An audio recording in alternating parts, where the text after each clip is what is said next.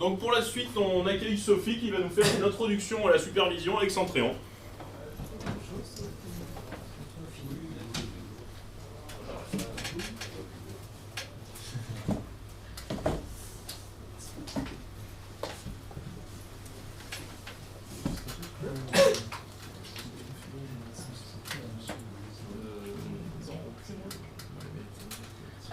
Bonjour à tous, donc, je m'appelle Sophie, comme l'a dit Laurent. Je suis étudiante en 4e année à Supinfo et donc j'ai décidé de vous faire une petite introduction à la supervision avec Centréon. Donc pour commencer, en fait, j'ai fait un petit sommaire histoire que vous ne soyez pas trop perdus le long. Donc on va faire une petite introduction, après je vais vous parler de Centréon et je vais vous faire une petite démonstration aussi pour vraiment voir à quoi ça ressemble. On verra forcément en conclusion, et puis après, si vous avez des questions, ce sera le moment. Donc tout d'abord, on va voir les enjeux de la supervision, et bien sûr, qu'est-ce que la supervision? Donc les enjeux de la supervision. En fait, j'ai décidé en fait, de vous faire une petite mise en situation, histoire qu'en fait, vous puissiez entrevoir à quoi ça peut servir. Donc mettons, je sais pas, vous êtes par exemple de jeunes diplômés, vous avez monté votre boîte, vous avez dit tiens, on va créer un super concept, on va pouvoir héberger des services pour des clients chez nous, et voilà, vous avez vendu votre truc, et donc ça fait un petit moment que vous hébergez ces services pour vos clients chez vous. Pardon, je passe devant. Vos développeurs, ils ont fait un super boulot, ils loguent bien toutes les erreurs des applications, c'est tout nickel. Et puis un jour, vous revenez un lundi matin, et là, alors là, la boîte mail complètement explosée, vous voyez plein de mails de votre client qui vous dit, qui vous incendie, qui se dit, mais qu'est-ce qui se passe, ça marche plus, voilà. Et là, vous regardez votre service, en effet, la machine qui héberge le service, elle est par terre, elle ne marche plus, et vous vous dites, mince, qu'est-ce que je fais? Voilà. Comment j'aurais pu prévoir ça? Ça, c'est la question. Et donc, justement, c'est un peu à ça que va servir la supervision. Si c'est une sorte, en fait, d'œil sur votre infrastructure, et c'est ça qui aurait permis, en fait, d'anticiper. Et donc, justement, les enjeux de la supervision, donc c'est, dans un premier temps, de résoudre plus vite les problèmes, donc d'être réactif. Mais dans un deuxième temps, et surtout, je pense le plus important, c'est d'anticiper les problèmes et donc d'être proactif. Donc par exemple, dans le cadre de notre mise en situation, si on avait, par exemple, je ne sais pas, surveillé nos disques durs, on aurait peut-être anticipé que ces disques durs ont été remplis par les logs de votre application. Et là, vous auriez peut-être pu faire de la place, prévoir quelque chose qui aurait fait de la place, et l'application aurait continué à fonctionner, et votre client, il ne serait pas parti. Parce que forcément, il n'est pas content, ça n'a pas marché tout le week-end, il vous a quitté. Donc voilà. Donc la supervision, c'est quoi? Je vais vous donner un petit peu plus d'explications, parce que comme ça, dans le principe, c'est bien gentil, mais il y a des principes un peu plus, on va dire, plus techniques. Donc en fait, la supervision, c'est un ensemble de protocoles matériels et logiciels. En fait, ça permet de collecter des informations sur tout le SI, donc le système d'information, pour une traçabilité. C'est-à-dire qu'en fait, vous allez pouvoir... en fait, ça va vraiment tracer tout ce qui se passe sur le SI. Et en fait, après, avec ça, vous allez pouvoir analyser, retrouver ces données et remonter dans le temps si besoin. Et analyser en fait ce qui se passe sur votre SI, et donc prévoir des actions en fonction.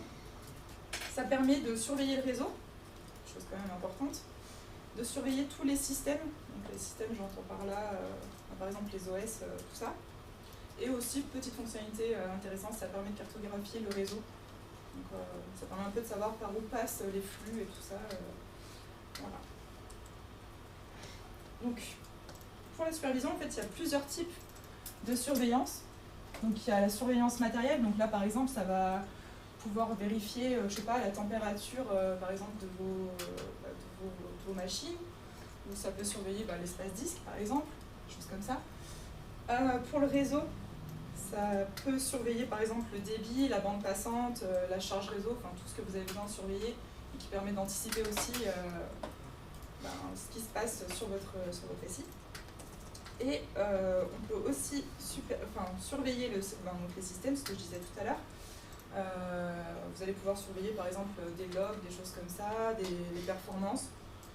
Aussi par exemple quand on fait un ping sur un système, ça va être un type de surveillance système du coup.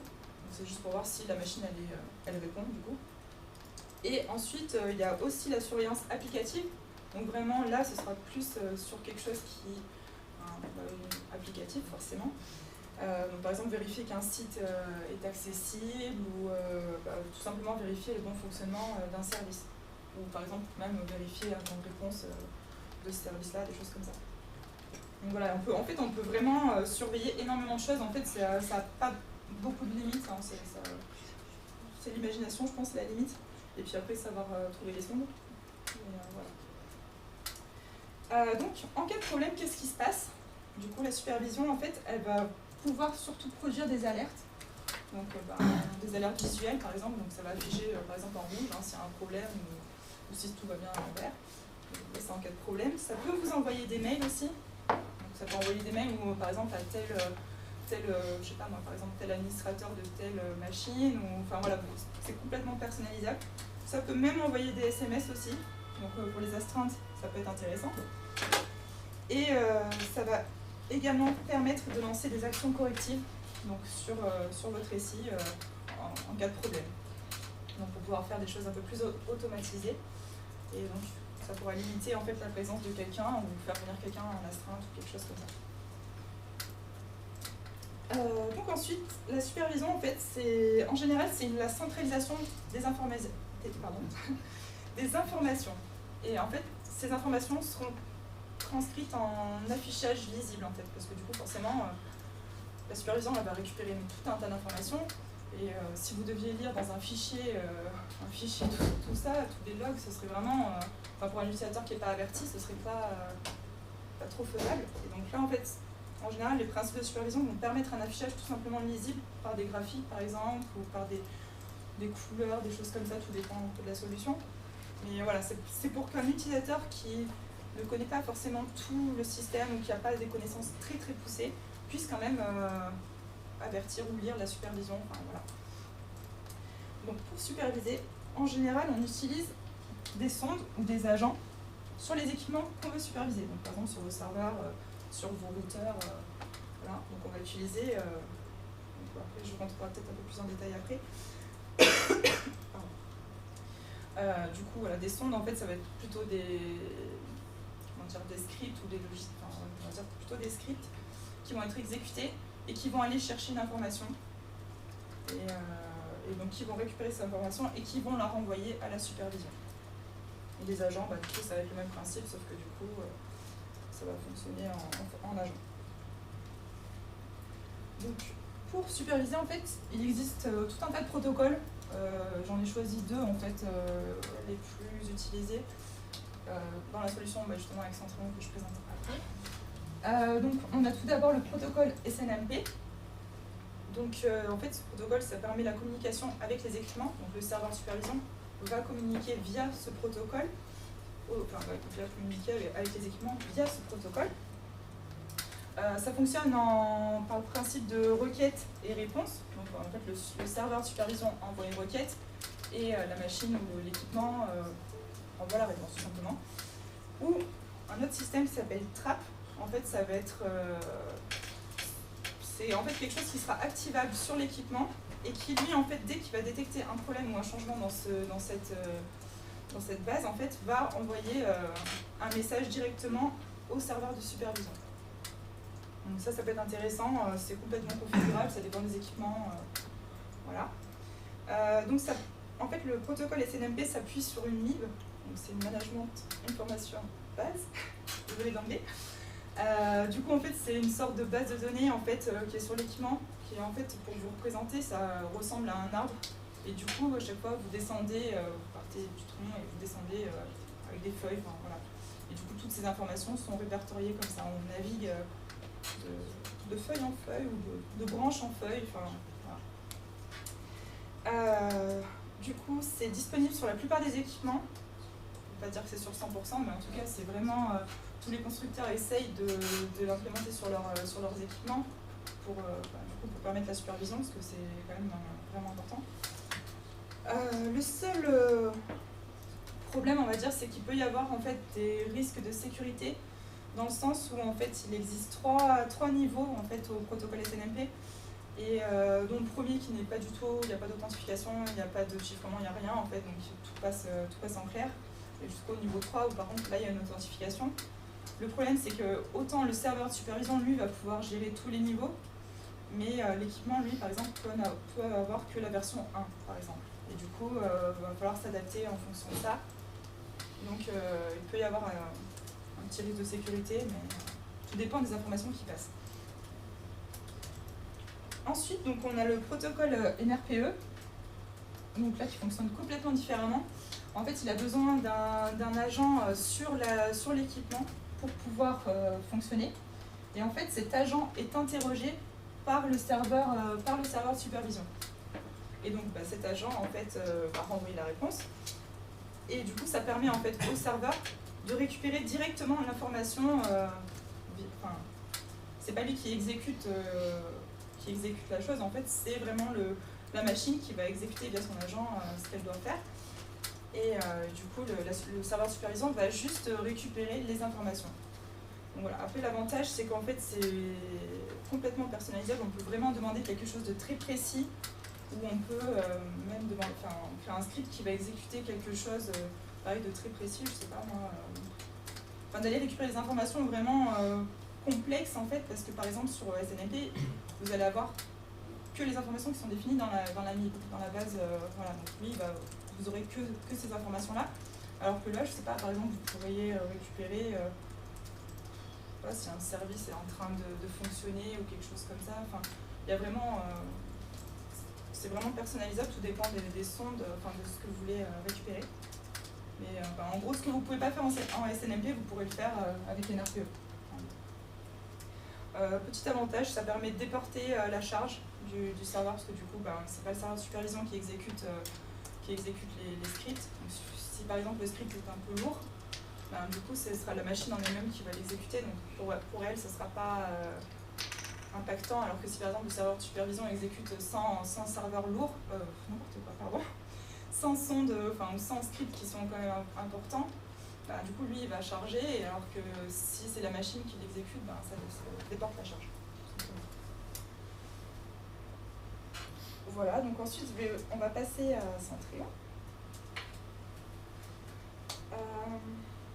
Donc pourquoi j'ai choisi de présenter Centrion plus qu'une autre solution de supervision, parce qu'il en existe plein comme Shinken, Zabbix, il y en a plein, vous pourrez vous renseigner.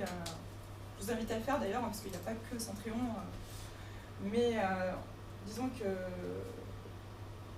je l'ai utilisé pas mal, Centrion, et d'un point de vue utilisateur, c'est vraiment pour moi celui qui me paraît tout de suite le plus simple à mettre en place. Le plus rapide à mettre en place. Après, peut-être que je connais pas assez les autres, peut-être que j'ai pas suivi suffisamment les évolutions, mais pour moi, d'un point de vue utilisateur, Centrion est vraiment intéressant. Donc voilà, j'ai décidé de vous présenter cette solution. Donc Centrion, qu'est-ce que c'est? Donc c'est un logiciel open source et gratuit. Donc c'est une solution quand même qui est reconnue au niveau professionnel, hein. C'est vraiment une solution professionnelle de supervision. Ça peut, par exemple, pour vous donner un exemple, ça peut superviser jusqu'à, en fait c'est même pas de limite, mais ça peut superviser jusqu'à 50 000, même 10 000 hôtes. C'est énorme, tout dépend de votre infra de supervision derrière, mais il n'y a pas de limite. Donc ça peut correspondre à tout le monde. Ça peut superviser 10 serveurs aussi, il n'y a pas de problème. Voilà.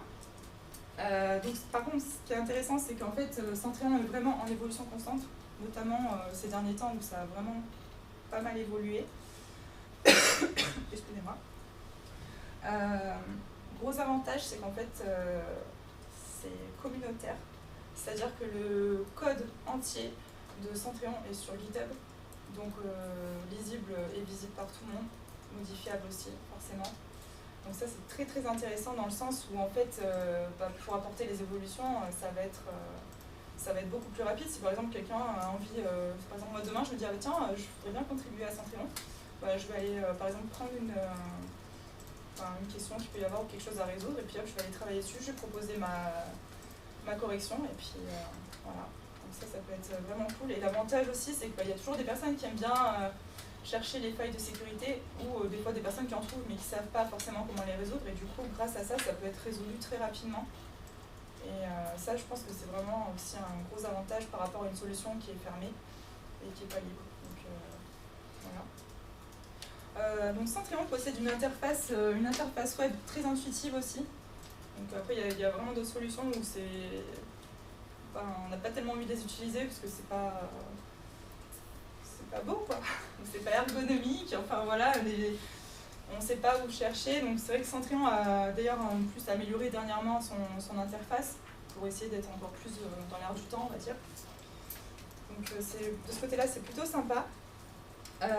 Sur Centrion aussi il y a quelque chose qui est très très sympa aussi, c'est la gestion des graphiques de performance.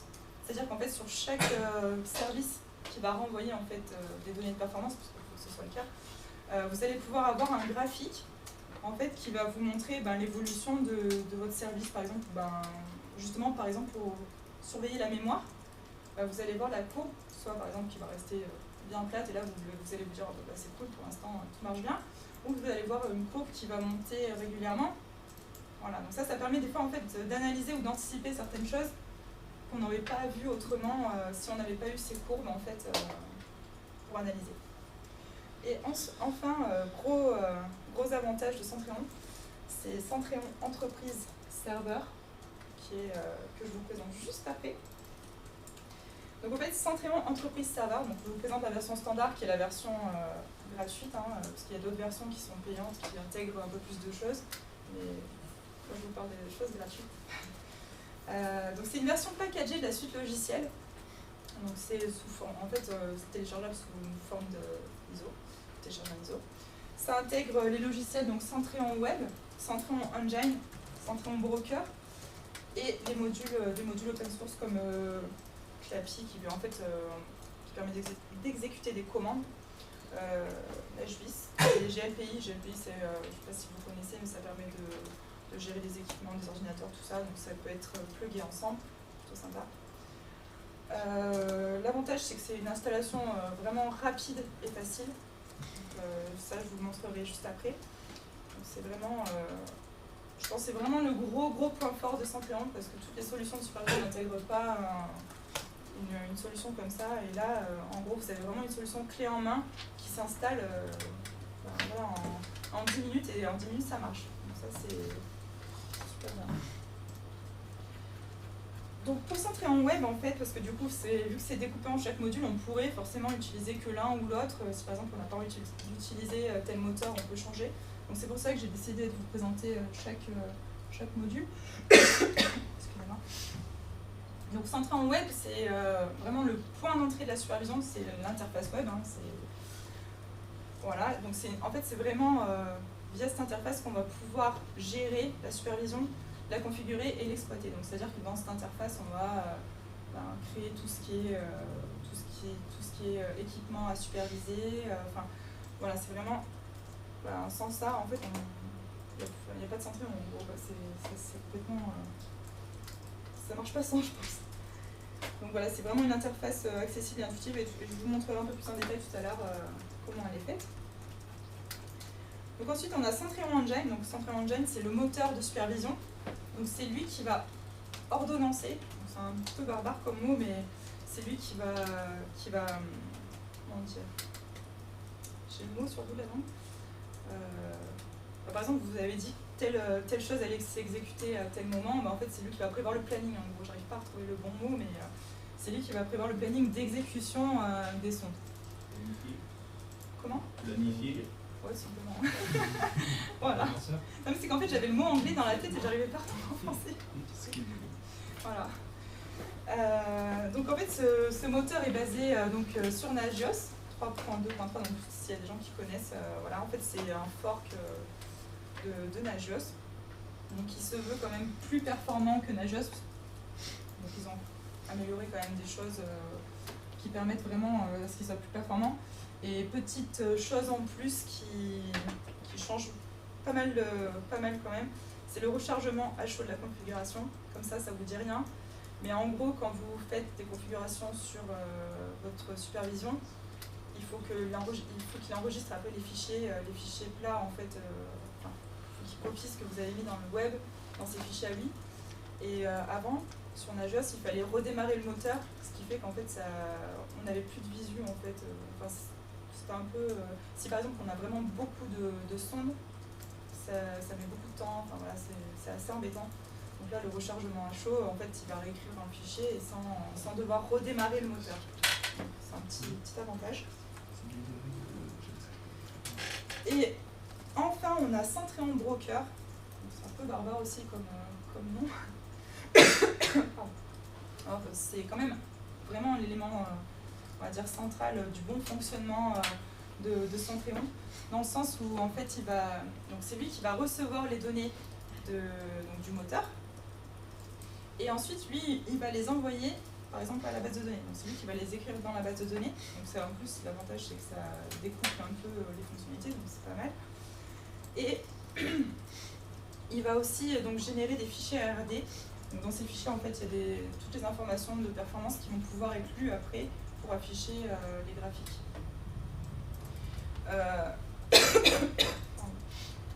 Centreon Broker permet aussi la gestion du failover, dans le sens où, par exemple, si à un moment ou un autre, je sais pas, il perd la communication, par exemple, avec sa base ou un truc comme ça, il va garder les informations dans un fichier de rétention.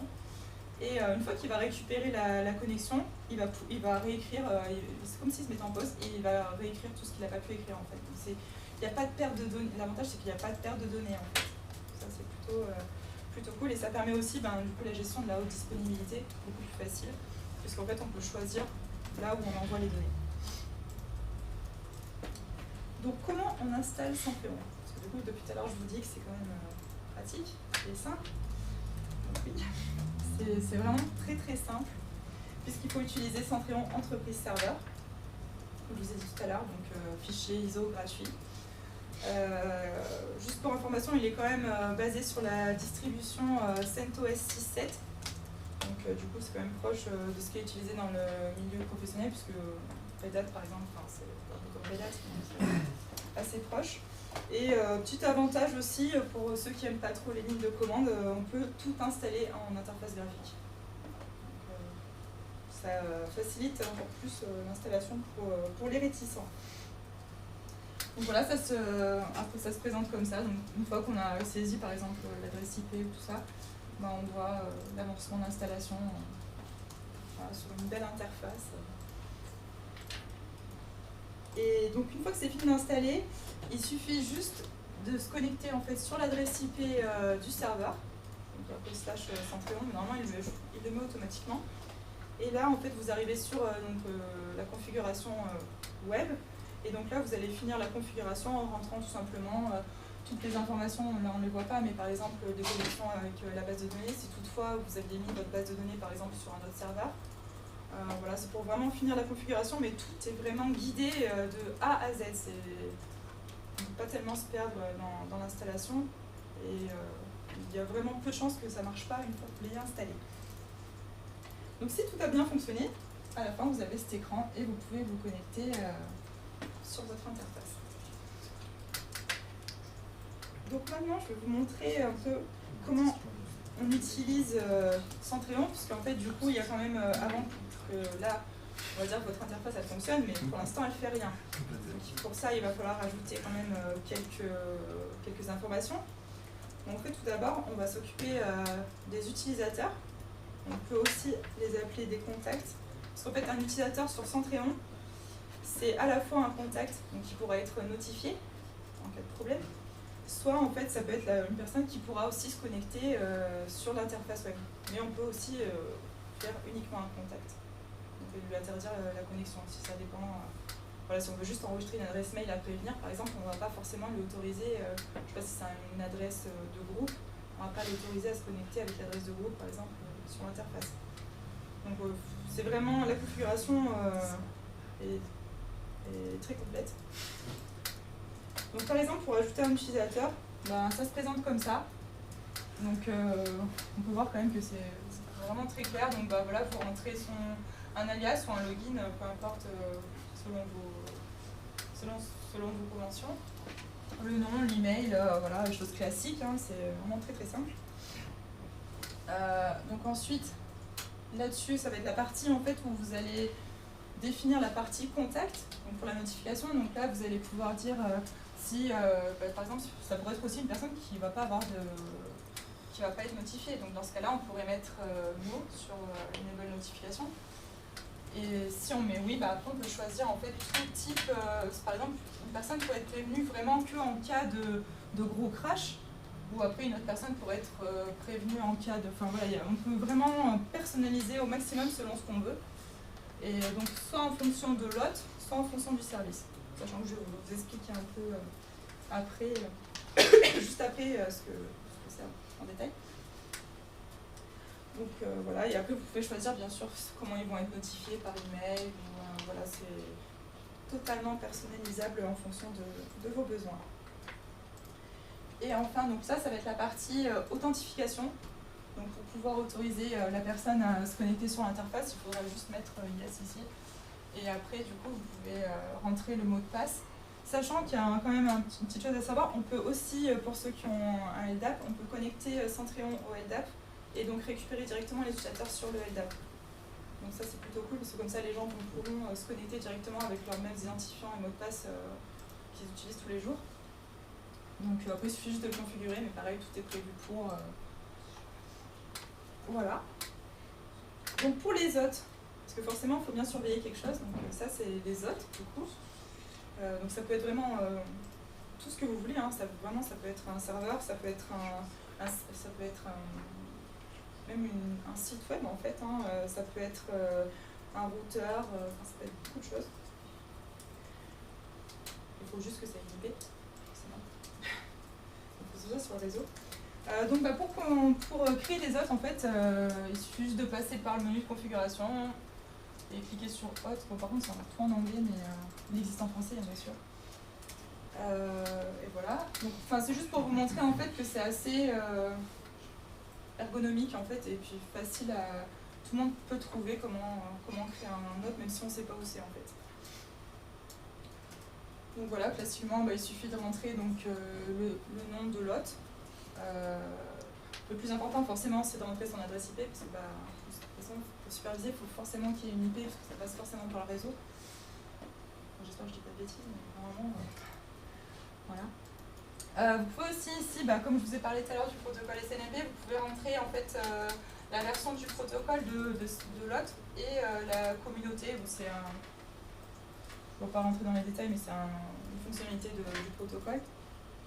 Et après, vous pouvez aussi choisir en fait par qui sera monitoré en fait votre hôte.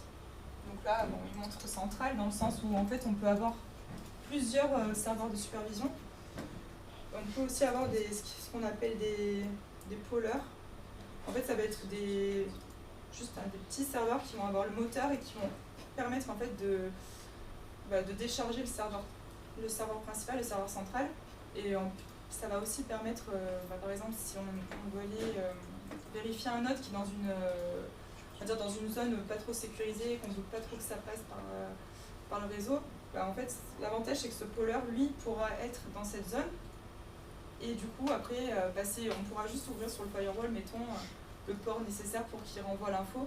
Et au niveau sécurité, ça évite d'avoir un central qui contient des tonnes d'informations sur le SI et qui serait facilement accessible.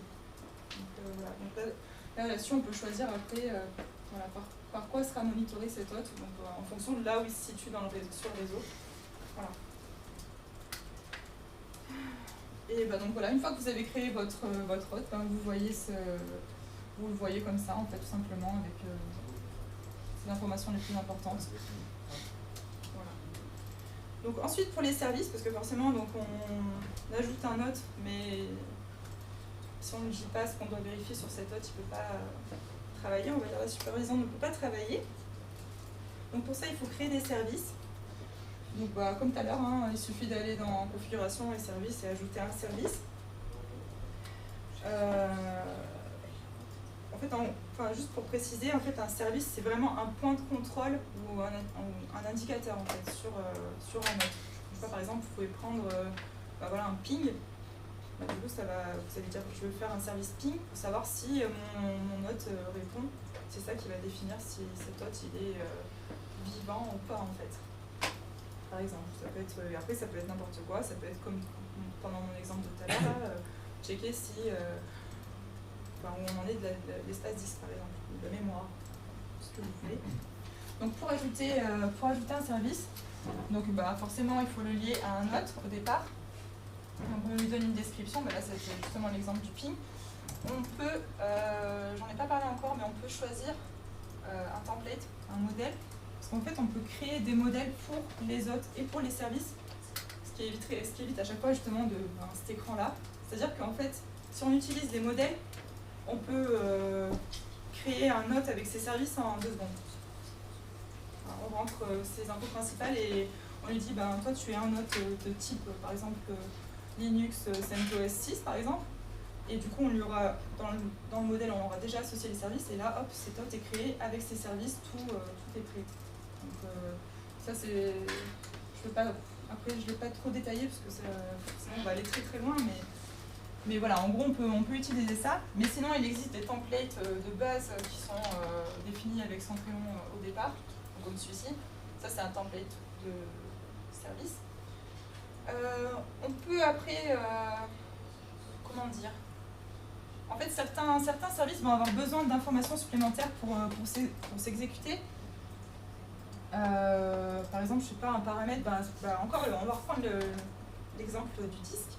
Par exemple, vous voulez checker un disque sur Windows, mais si par exemple vous vouliez prendre le D2.1 ou le C2.1, enfin voilà, vous n'allez pas écrire à chaque fois une nouvelle sonde pour chaque disque. Donc dans ce cas-là, en fait, on crée une sorte de paramètre. Et du coup, en fait, ici, par exemple, on lui mettrait juste C2 points, par exemple. Et là, du coup, comme ça permet d'utiliser la même sonde pour tout le monde, en personnalisant juste ce qu'il faut pour tel autre, par exemple. Je sais pas, je vois pas trop d'autres exemples, mais il y en a plein dans ce genre-là, mais là c'est pareil, là en gros on va vérifier si on va donner des seuils d'alerte, et par exemple là pour on va dire l'alerte warning, on va lui dire que quand c'est à 200%, du coup là il faudra qu'il envoie une alerte warning, et excusez-moi, pour le critique, on lui dira qu'il faudrait qu'il envoie le critique à 400%.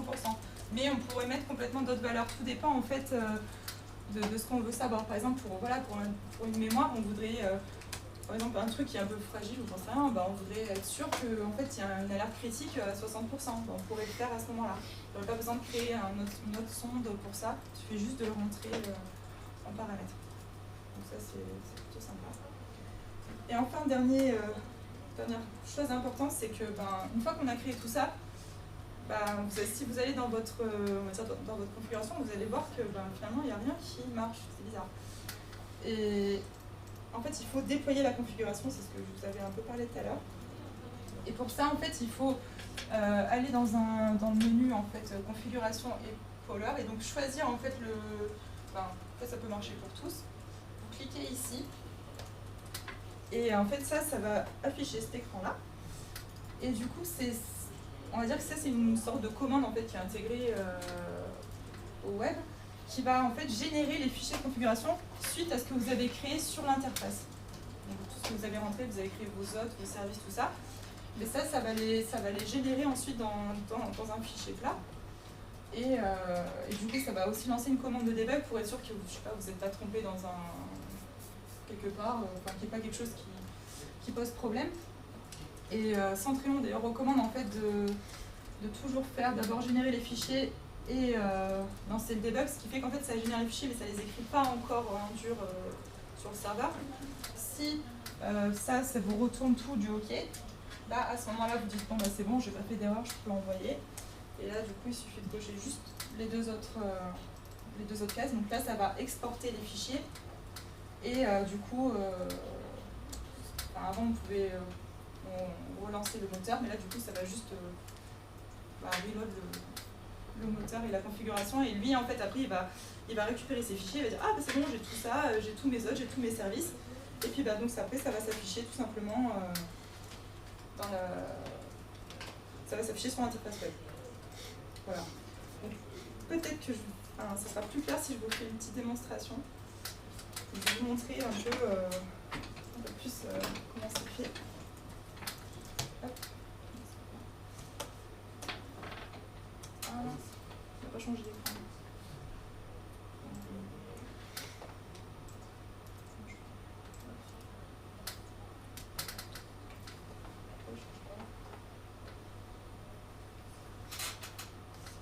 Désolée.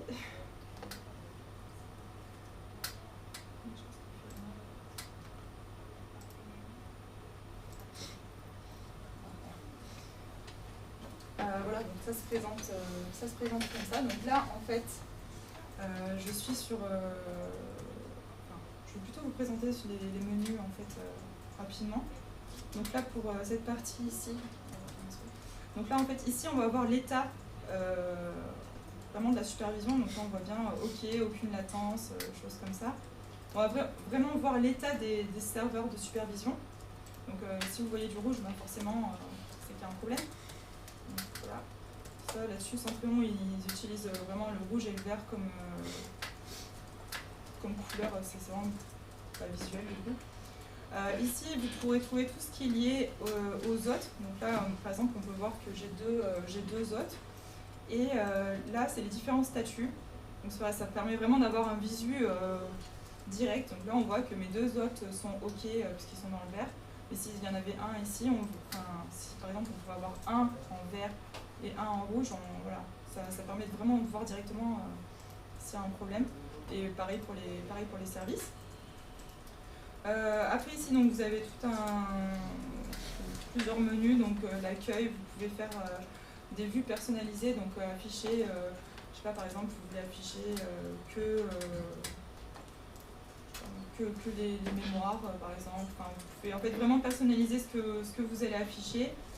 On peut voir aussi des statistiques. Ici, dans la supervision, pareil, on va avoir des détails des différents statuts, on va voir les informations de performance, tout ça, enfin, des journaux d'événements, voilà, vraiment, c'est plutôt bien réparti. Là, ça, je vais vous montrer. On a une partie rapport, donc tableau de bord, ça c'est plutôt sympa. Dans le sens où on va pouvoir choisir par exemple, là, je vais choisir ça. Voilà. On peut choisir un note et choisir après une période de génération.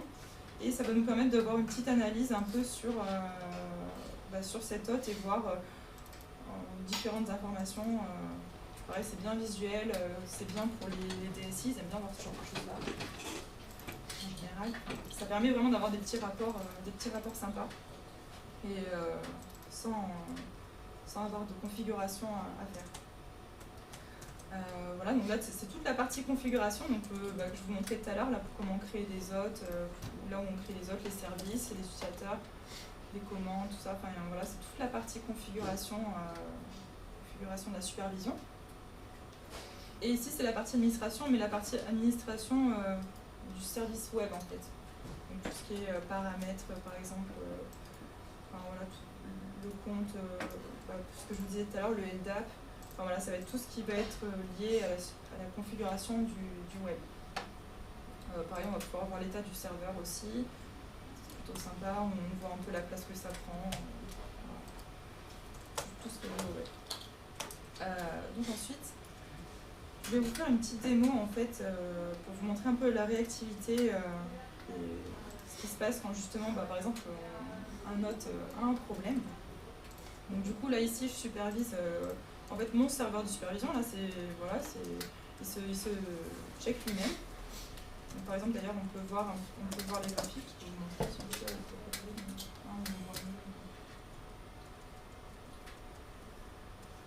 voilà, par exemple c'est normal que c'était coupé parce que mon PC était éteint, mais voilà, on peut voir un peu tout simplement les périodes de charge, tout ça.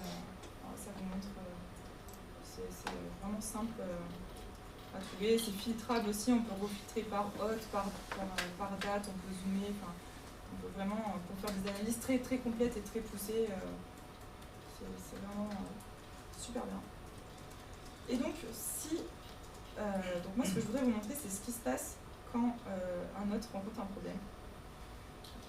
Ce que je...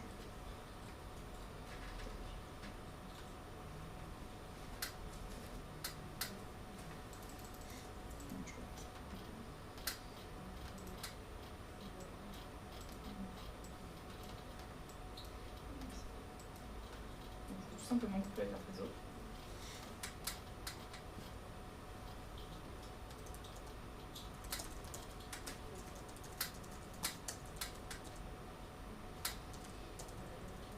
Et là en fait je vais, parce que normalement il est réglé pour faire une vérification toutes les 5 minutes, mais ça c'est pareil, si on choisit, on peut vraiment choisir comme on veut. Donc là pour ne pas nous faire attendre 5 minutes, je vais planifier un contrôle immédiat.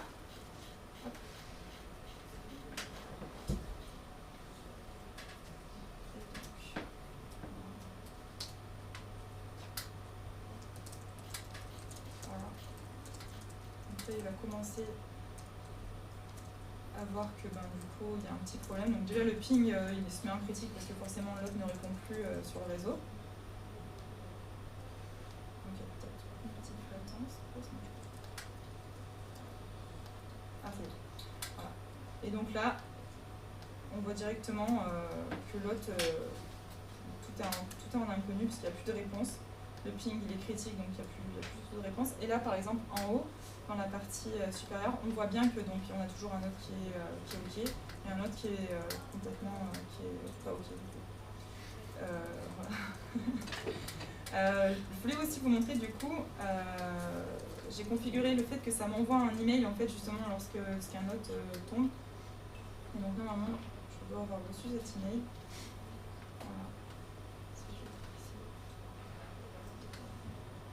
J'ai forcément mes tests d'avant, mais vous voyez bien, voilà, aujourd'hui 17h17 et j'ai reçu par mail l'information comme quoi mon serveur est tombé, qu'il y a un problème. Et donc voilà, je suis au courant directement dès qu'il y a un problème sur cet hôte. Donc voilà pour la démonstration.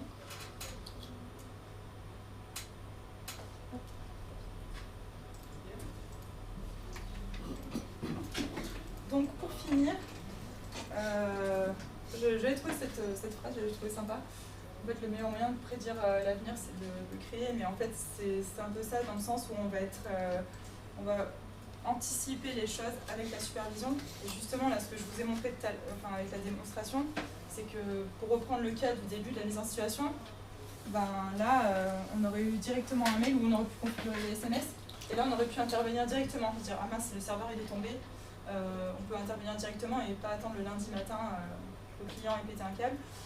Ou du coup on aurait même pu le prévoir en fait. C'est surtout ça, on aurait pu le prévoir parce qu'on aurait vu en fait que l'espace disque était quand même en train de monter vraiment dangereusement et on aurait même été prévenu justement avant que ça tombe en panne. Au sens où on aurait mis un critique par exemple à 80% et là on aurait eu un mail, on s'est dit mince, on est passé à 80%, bon bah allez, il faut faire de la place.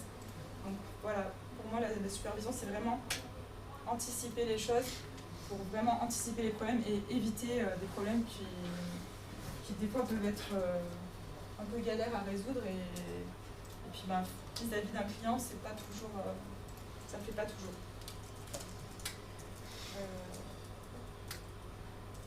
Voilà, donc merci pour votre attention et si vous avez des questions, n'hésitez pas.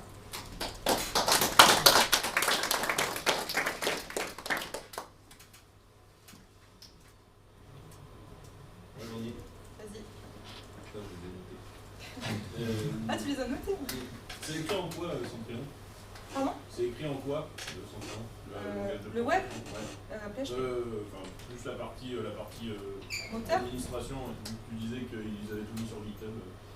Et la partie est centrée en web, tu veux dire?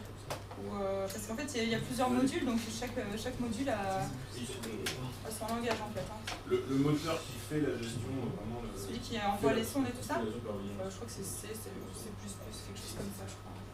suis pas sûre à 100%, mais il me semble avoir vu C ou C++. Voilà.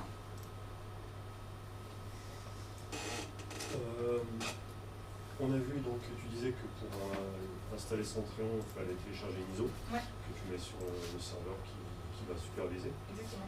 Mais sur toutes les machines qu'on veut superviser, qu'est-ce qu'on installe exactement? Et ben en fait, tu parlais d'un fichier de configuration à plat qui était généré à l'issue de la configuration. Mais en fait là il est généré sur le serveur de supervision, c'est juste lui en fait il va lire ces fichiers en fait, il va dire ah j'ai. Enfin, par exemple dans ce fichier vous allez avoir la liste des hôtes, des choses comme ça, c'est juste lui pour lire sa configuration. C'est en fait, comment dire, c'est le moteur lui il va aller lire ce fichier pour exécuter ce qu'il a exécuté. En fait c'est juste un fichier un peu relais entre l'interface web et le moteur. Mais après sur les hôtes, il y a en fait soit il faut... Parce que il n'y a rien à faire, ça. Pas accéder non plus non. facilement. Par exemple pour le SNMP que je parlais tout à l'heure, il faut l'activer. Parce qu'il n'est pas activé par défaut, forcément par question de sécurité. Il suffit juste de l'activer et de le configurer. Ou après, pour le NRPE, il suffira d'installer juste un client en fait. Donc en fonction, soit un client NRPE pour les Linux, soit un NS Client++ pour les Windows. Et après, il suffit de lui donner les sondes qu'il doit avoir. Et puis voilà. Il y a vraiment, la configuration, ça peut aller très vite. Après, par contre, l'avantage aussi, c'est que comme c'est une solution communautaire et que c'est aussi basé sur Nagios, il y a énormément de documentation sur Internet. On peut vraiment trouver facilement de l'aide, même si Centrion, forcément, propose son aide avec contre un peu d'argent, mais bon, on peut se débrouiller sans. Voilà. Qui supervise ou supervise? Ah oui, ça c'est toujours la question, mais oui, en fait c'est un peu le truc d'Inception, quoi. Il faudrait superviser la supervision et enfin voilà, pour aller superviser à l'infini en fait. Mais t'as raison. Ce que je fais pour ça, c'est de mettre des monitoring où tu mets un moniteur externe qui vérifie en fait si ton interface reste prête. Ouais.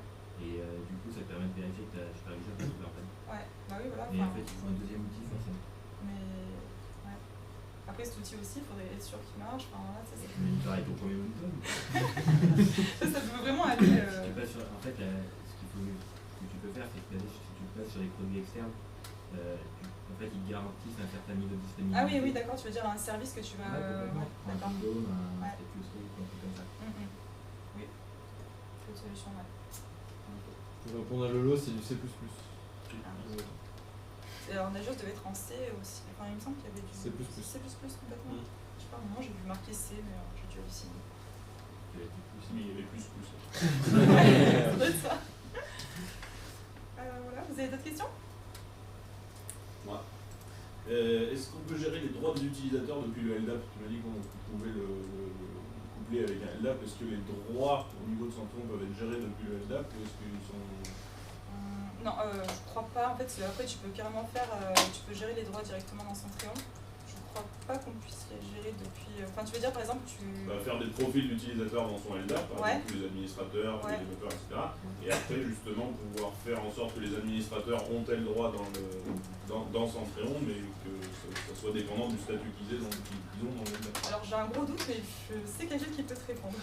Non, en fait, tu fais pas ça. Tu veux pas ça? En fait, tu filtres tous tes users par des groupes particuliers dans ton LDAP ou AD. Après, une fois que tu es dans ton Centrion, tu fais des groupes qui te conviennent. Et là, après, tu affectes des ACL sur ce que tu veux dans ton Centrion. Mais tu as le droit de visibilité. Mais par groupe. Ouais. Par groupe, par user, parce que tu veux les ACL. Pour tout avoir. C'est bien.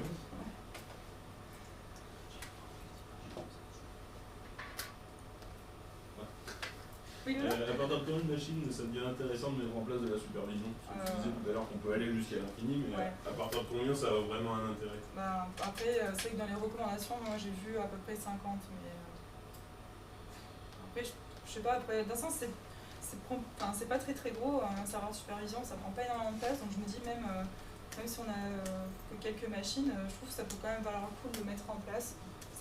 Ça coûte rien, en plus il est gratuit, ça va peut-être coûter une ressource pour une VM ou quelque chose, mais ça demande pas énormément de ressources si justement on n'a pas besoin de checker beaucoup de machines. Donc voilà. Après j'ai vu 50, mais je pense que c'est un peu comme on veut. Parce que voilà, par rapport à mon exemple du début, je me dis dans une petite start-up on n'a peut-être pas 50 machines non plus. Mais n'empêche que s'il y a eu une petite supervision, après voilà, on aurait pu passer par des services externes peut-être, des choses comme ça. Mais vu la rapidité pour le mettre en place, honnêtement, pourquoi se priver quoi. Pour donner une ordre d'idée, nous en entreprise on l'utilise pour moins de 10 serveurs. Ouais, tu vois. Parce que la rapidité de mise en place de Centréon a fait que sur une vieille bécane qu'on a récupérée, on a mis en place la supervision très rapidement. Et on supervise des quelques serveurs.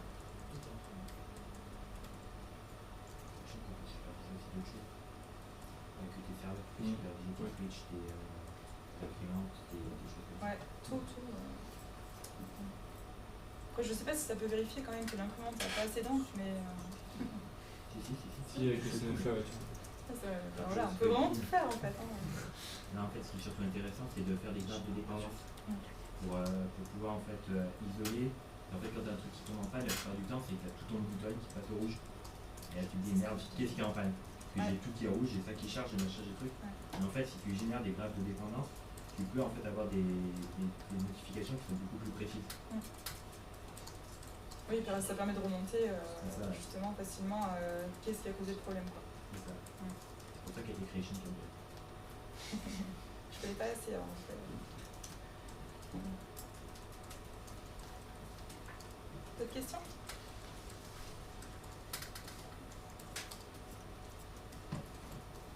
Merci beaucoup Sophie. Ouais, merci. Merci à vous.